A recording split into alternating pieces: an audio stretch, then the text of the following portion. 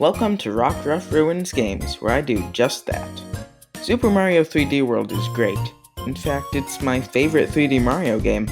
Yeah, I know, I'm a freak. Now, while I love 3D World, I hate myself. So naturally, I had to do a challenge run. Recently, NicoBBQ played through this game without pressing left, so I was inspired to try and one-up him. Can you beat Super Mario 3D World without pressing right? The rules are simple. First, we obviously can't press right. Ever. Not in a level, and not on the world map. Any scenario you can think of, we can't press right. I use the D-pad for most of the run to avoid the risk of the control stick drifting off to the right. If at any point I press right, I have to either exit the stage or toss myself into the abyss. Secondly, I banned the invincibility leaf because of how powerful it is. Alrighty, I'll be quickly covering each level and going into more detail during problematic parts of the game. With everything out of the way, let's hop into the challenge. As soon as we enter this Brixie Kingdom, we face a pretty big problem. All of the levels are to the right of Luigi. Well, we tried our best, but the run's dead. I'm just kidding. Of course we have a way around this. In 3D worlds, you have the ability to angle the camera. Unfortunately, it doesn't move in all 360 degrees, but we can work with what we've got. When the camera is angled right, you can press up to move towards the right without actually making a right input. The same goes for angling the camera left and pressing down. This will be super important. We can use this technique in the first level, Super Bell Hill. This is a great place to practice the camera trick, which makes 1-1 a cakewalk. I didn't do much of it here, but I also discovered rolling and long jumping. As long as you're facing the correct direction, you can roll to the right. Rolls are going to be more useful later on. Koopa Troopa Cave is next, and it's just as easy as Super Bell Hill. There's a secret exit that we could take that would bring us to World 2, but we probably can't afford to do so. To unlock the castle stages, we need a lot of green stars. 170 are required to reach the final level, and I've got a feeling we'll be struggling for stars in the later worlds. After 1-2, the Charging Chuck blockade can be beaten without pressing right or left. None of the blockades provide any challenge, so I won't bother mentioning them from now on. The same goes for Captain Toad stages, which are basically a free 5 stars. Now is probably a good time to mention the catsuit. Similar to rolling, if we're facing the right direction, we can perform a dive. The catsuit is perfect for climbing onto an elevated surface when moving the camera isn't an option. This is also the best power-up for this run by far. You can use this suit to complete 1-3 no problem. I was pleasantly surprised by Plessie's plunging falls. Not only was it completely pausable, but I could even get all 3 green stars. Nice. Bowser's Highway Showdown was a good test of the skills I'd learned up to that point, but if I took my time, there wasn't much that could stand in my way. This section had a weird camera, so I nearly fell off the edge, but by some miracle I didn't, and could easily kick Bowser to the curb to complete World 1. Don't worry about the low difficulty. Things are gonna heat up, trust me. Speaking of heat, welcome to the desert. 2-1 Conkdor Canyon isn't too bad. The camera doesn't always cooperate with us, but if we jump in the right spots, we can traverse the entire level. Shadow Play Alley might have been possible, but I didn't bother trying too much since it was super annoying and on a split path. And that brings us to Puff Rod Peaks, a level focused on the gamepad's touchscreen and microphone. It's pretty fun, but in this run it basically just boiled down to Toad hugging the wall for 2 minutes. There aren't many gaps to jump over, so there's just about no risk of death. Really Rolling Hills is not only really rolling, but also really easy. So is the first Mystery House level, Mystery House Melee. We can generally just stay in a straight line to kill all the enemies and then roll to the warp box. All 5 green stars are obtainable. Double Cherry Pass wasn't all that difficult thanks to the catsuit, but something interesting came up. While using a double cherry, the camera won't budge. I'm not sure why this is the case, but it certainly complicates things a little bit. World 2 is nearly done, but we've still got one more level to tackle. The Bullet Bill Brigade. This is the hardest level so far. There's a few issues we run into. First of all, we can't move the camera, forcing us to hug the wall for the whole level. This is pretty slow, which is a big problem because it's also an auto-scroller. If you make too many errors, you'll fall behind and game over. Toad's speed makes him the best choice for this level. We're able to hold our own up until this fence, where we need to get a bit more creative. There's a flat surface on top of the fence that you can land on. You'll need to wall jump to move to the right, and then perform a backflip to get just enough height. From there, you're home free. Beat up Boom Boom and move on to World 3. Snowball Park is super easy, nothing to talk about there. And then after that, we encounter a fork in the road, but it might as well just be a straight path. Chainlink charge is not happening. You can actually get past the first section by using cat dives, but the second part doesn't look too promising, especially considering we can't move the camera. Looks like we've got to beat Shifty Boo Mansion. Playing this stage without pressing right feels pretty awkward, but you can get through most of the level with little difficulty. Until here, that is. This conveyor belt? Seriously, what is that?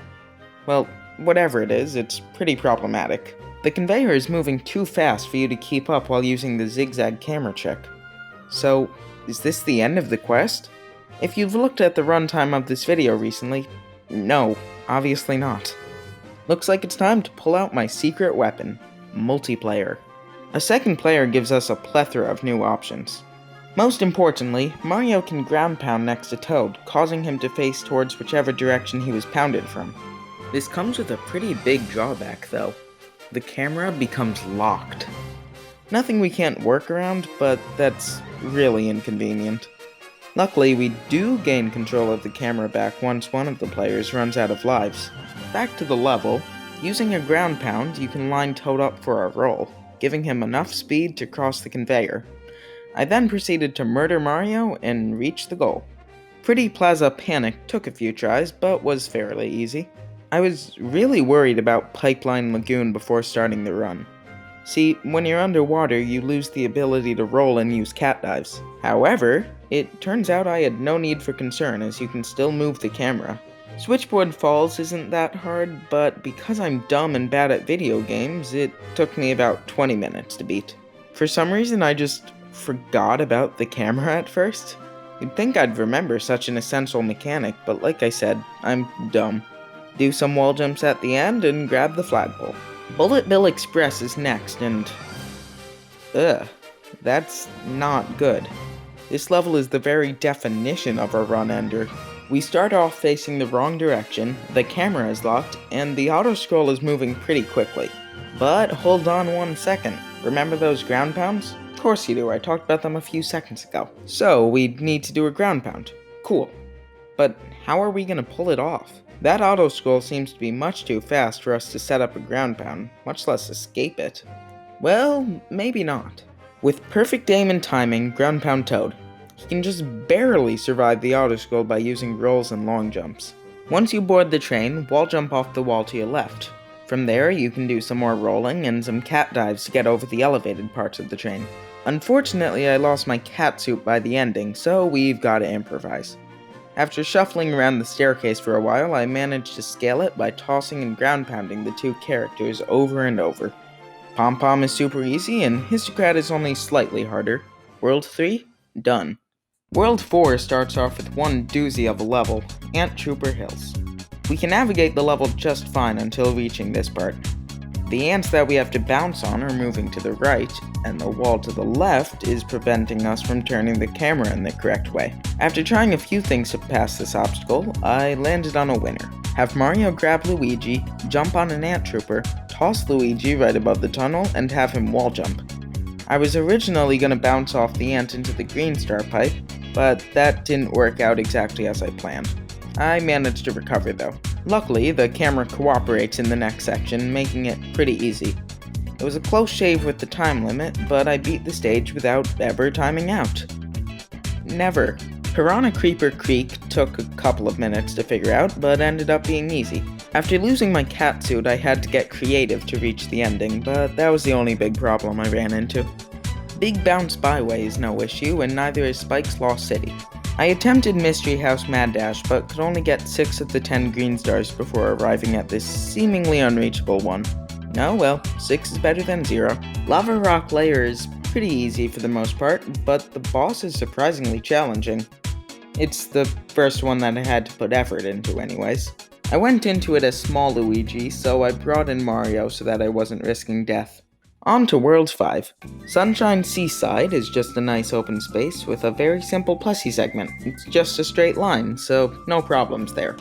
We don't have the 80 required green stars for this secret level, so we have to take on tricky trapeze theater. The stage worried me at first because you usually have to press right on these trapezes.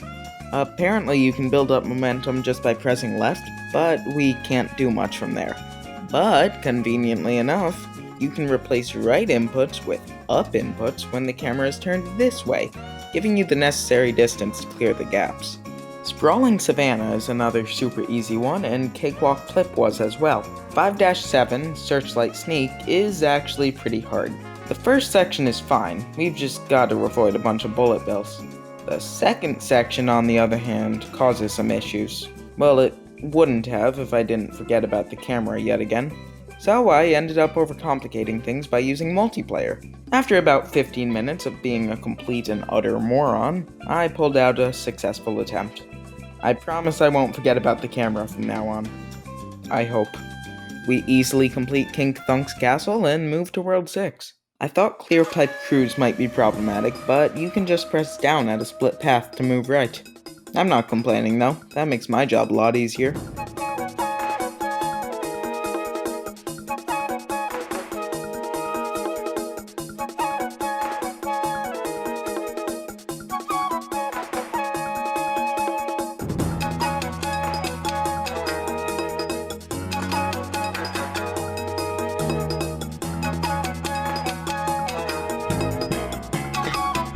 Deep Jungle Drift and Bullet Bill Base are easy, but then we arrive at Fuzzy Time Mine, another level where the camera is locked, and this time with a horde of fuzzies chasing us. I honestly thought the run might be dead right then and there.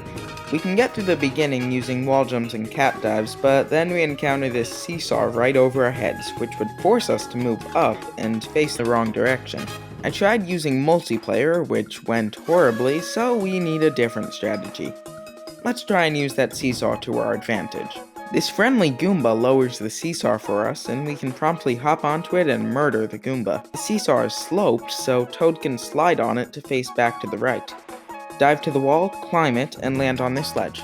From there, you're basically home free. Don't screw up the ending, and grab that flagpole. Up next is Bowser's Bob-Omb Brigade, a much harder version of 2-Tank. Here, we don't get the luxury of a wall to walk against, just an endless void. We're lucky enough to be facing the right direction for rolls at the beginning, but not lucky enough for the level to be a completely straight line. A few tanks into the level, a giant gap appears right in front of us. This took me way too long to pull off, but if we move over to the left side and ground pound Toad at just the right angle, he can get through every obstacle and survive long enough to straighten himself out on this fence. You're totally safe now, and Boom Boom is just as easy as ever. I decided to attempt this mystery house, and never mind, I lied. The camera won't move for whatever reason, but that's alright since we can just skip it. I'm sure a situation like this won't cause any mishaps later in the run. Well, dang it. Once again, the camera won't move for no good reason. You can get to and beat Boss Blob, but getting off this cloud seems pretty impossible. I was devastated. And you know what makes this even worse? You have control of the camera on Histocrats Island, making NicoBBQ's no left press run possible. And I started this run with the intent to top Nico. I really hate to say it, but there's just no way to get to World Castle without pressing right. You know what? No! I refuse to lose to Nico, much less lose to the world map. I've got one last trick up my sleeve. The pause button. We have a few options in this menu, and if we combine two of them, we might still have a chance. Pressing minus to get rid of a player, and the change controller button. We'll also need multiplayer. Check this out.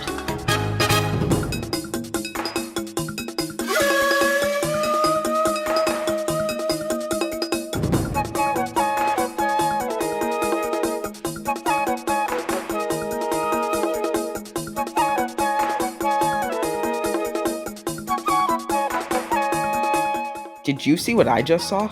Luigi is farther to the right than Mario.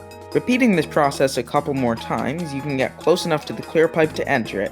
That was a really close call, but the run won't die quite yet. Fort Fire Bros is easy, and Red Hot Run only took a few tries. Boiling Blue Bully Belt is tough, but really fun to play without pressing right. There's a bunch of tight jumps, and you'll need to plan out every move. Also, I just want to show off this great save I had at the end. I'm very proud of that one. Rammerhead Reef looked fine at first, but the camera just had to lock up here. But we continue to get lucky with split paths because there's one more level to try, which looks just as impossible. Trick Trap Tower. Once we enter one of the towers, say it with me now, we lose control of the camera. While it's possible to scale the first tower, we arrive at a problem once we get to the top of the second. Poisonous gas appears, and we just don't have enough time to outrun it. Without a head start, that is. If we position Toad down here, he has more than enough time to reach the bottom. Just don't do what I did. That really hurt. Touch the flagpole and move on to Simmering Lava Lake. This one took a few lives to get right, but there isn't anything that crazy about this level. We're 39 stars short of the 130 required to enter this world's castle, so we have to revisit some past levels, and some of the split paths that I ignored earlier. I don't want to go into detail on every single star, so just know that they were all pretty easy. A couple hours later, it was time to play Bowser's Lava Lake Keep. The only problem we face here is these narrow paths with lava bubbles jumping from the lava. It's actually possible to avoid these, but I'm bad at video games and can't do this consistently. Luckily, being bad at video games is a totally valid strategy. When you die and respawn at the checkpoint, Toad will face towards the pathway so you can long jump like a madman to dodge the lava bubbles unscathed. The battle with King Koopa is only slightly harder than World 1, and just like that, we total his car and save the Sprixies. Or not. It's time for World Bowser. We're in the home stretch now. Let's do this. Starting off in Spiky Spike Bridge, there was a lot of damage boosting involved, but there were no real issues. I figured I might as well try Plessy's Dune downhill, but this turn here looked impossible. Maybe it isn't, but I wasn't about to spend an hour trying to align myself perfectly when Cookie Cogworks was an option. The only tough part about that stage was here. The camera can be pretty weird. But after a few tries, I managed to climb up all the cookies and beat the level. After that... oh, how exciting! It's another train level. The main difficulty is already out of the way, finding a method to board the train. That's not to say this stage is a cakewalk, though. A lot of the obstacles require a cat suit to get through, especially this pool of water.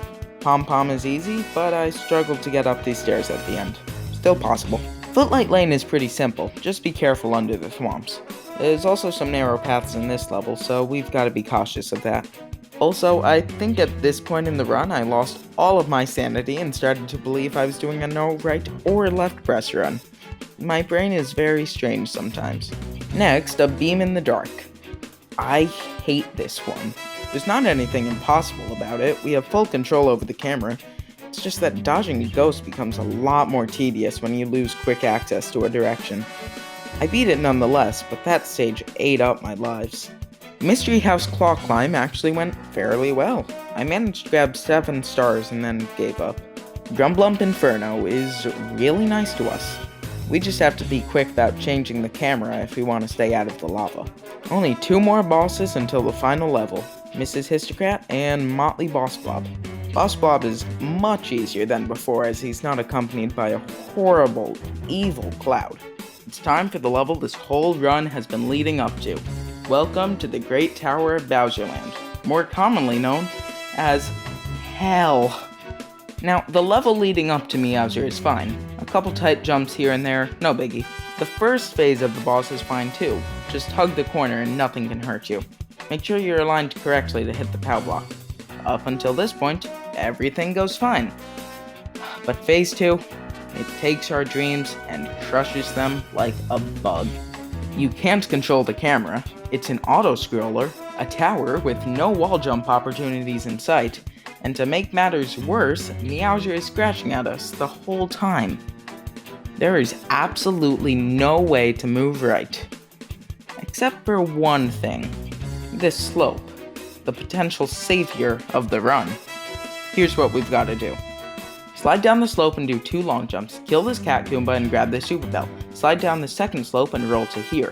Climb up to the green platform and land on it, but stay far enough to the right so that Meowser won't hit you. Now that you're here, you'll have to climb to an off-screen cloud to evade the claws of a second Meowser. As soon as you land there, start climbing again and move to the left. Land on the jump pad and go, go, go. This staircase would usually require you to move right, but we can't do that. Luckily, there's some small openings between the stairs that you can weave in between. Slide down the top set of stairs to move to the right and climb one last time. You've got a moment to breathe here. Bring in a second player and ground pound them, and get ready for the hardest part of the whole run. The depression you're about to feel. Despite everything we've gone through, all the techniques we've discovered, all of that comes crashing down on us because of one set of stairs. This camera is just horrible. We aren't fast enough to scale the tower. I tried for hours. I scoured the internet for answers. Heck, I even joined a speedrunning Discord server and no one had any ideas. And if the pros can't do it, what can I do? Maybe more than I thought I could. I didn't travel through 8 worlds just to be stopped 1 step away from victory. I decided to sleep on it and spent most of the next day looking for new strategies. Until finally, this happened.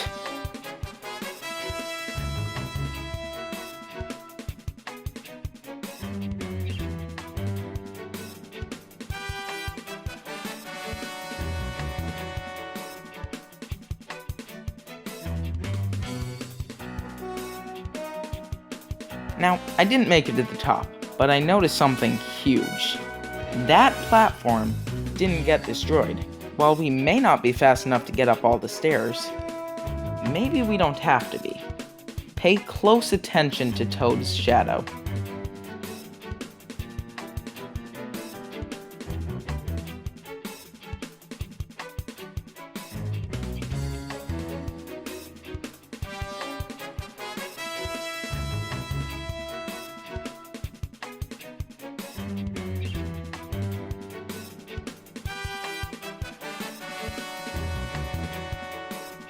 We can climb up the back of the tower.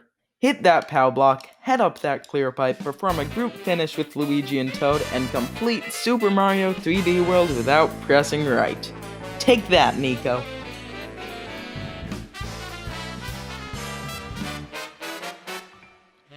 Wow, that was a wild ride, and I'm genuinely shocked I was able to pull that run off. I put a lot of work into this video, so a like and subscribe would mean a lot to me. Shamelessly begging for subscriptions aside, I've got a couple of things I want to say before signing off. First of all, I don't hate NicoBBQ. Please don't get the wrong idea. This was all just in good fun. Also, I plan to cover the bonus worlds next episode, so stay tuned for that. This has been Rocker of Ruins Games. Thanks for watching.